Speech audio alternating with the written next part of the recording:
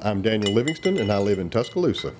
First time I'd ever made a set of wind chimes was as an undergraduate at the University of Alabama.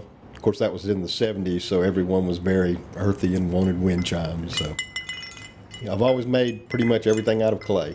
Basically, the pieces are an inverted bowl. Now, the thinner you get the clay, the more celestial the sound may be, but there again, when you get clay real thin, because it is a fragile material at a certain point, you will end up having the pieces break if a big wind comes along or something like that.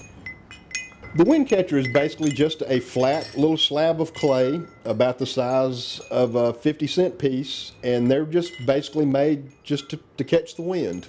When you bang two of them together, you can also hear a little bit different sound as well, because they're a little bit thinner.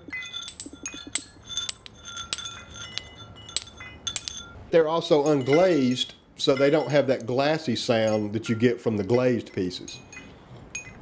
I'll be the first to admit I am absolutely tone deaf when it comes to music. I have absolutely no inclination as far as being able to tell one note from the next. Now, just through trial and error, I discovered that depending on how big the diameter is of the piece, that you get a different sound.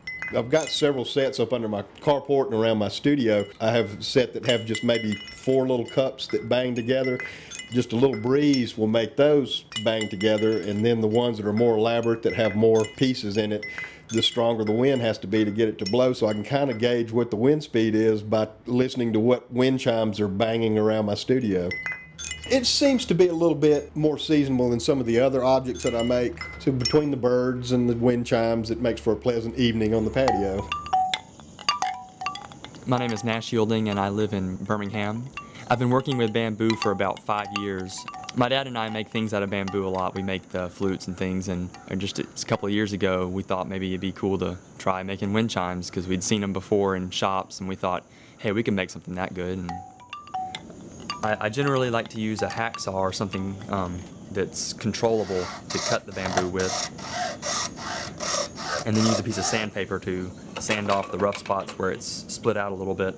There are a couple of native varieties. One that works particularly well is called river cane. Really, it's all about the size. The best kind for furniture has thicker walls than this kind, but anything that has a thin wall is good for making flutes or wind chimes too. You can cut them in a certain way that makes them actually have different pitches. You can tune them to a scale even. We just found that out recently. There's probably a good maximum size of about 7 to 9 chimes. What I'd like to do is to tune them all, make a good scale out of it so that you can listen to different harmonies that happen when the wind blows. It depends on how you space the chimes. If they're far apart, you're going to need more wind. You can hang the chimes from anything. Sometimes you can hang it from another piece of bamboo horizontally, or in some cases I hang them from upside down flower pots, or you can use a piece of driftwood, or really anything. Anybody can make them. You just need a few simple tools, a hacksaw and usually a pair of scissors to cut the string with, and a drill, and you're set to go then.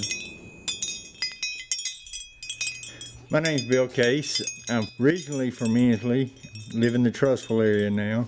And I started making wind chimes out of recycled glass about 4 years ago.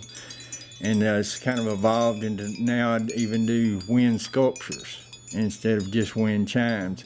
So I try to use all recycled objects from different areas. I use crystals from old chandeliers, pieces from porch light fixtures. I've got one chime up there that's got pieces from an old xylophone in it. So you actually have the notes in there, and then I cut up bottles and melt them down, and they give you a real good tone and pitch. I'm always going through the thrift stores. I can't pass a pile of trash, when somebody's moving out and they put stuff on the side of the road. And I put a lot of natural elements in my chimes. A lot of my chimes are hanging off of driftwood. I try to use discarded items because I think everything has a second life. Just like the chime that I have that's got the trombone and the xylophone in it. They made music for many years. So I guess they were retired from that, but now they're making music in a different way. I like a couple of soft wind chimes out where it's just a mellow sound. When I'm out drinking my coffee in the morning, there's a breeze blowing. I figure if my chimes bring a smile to one person, it's done its job.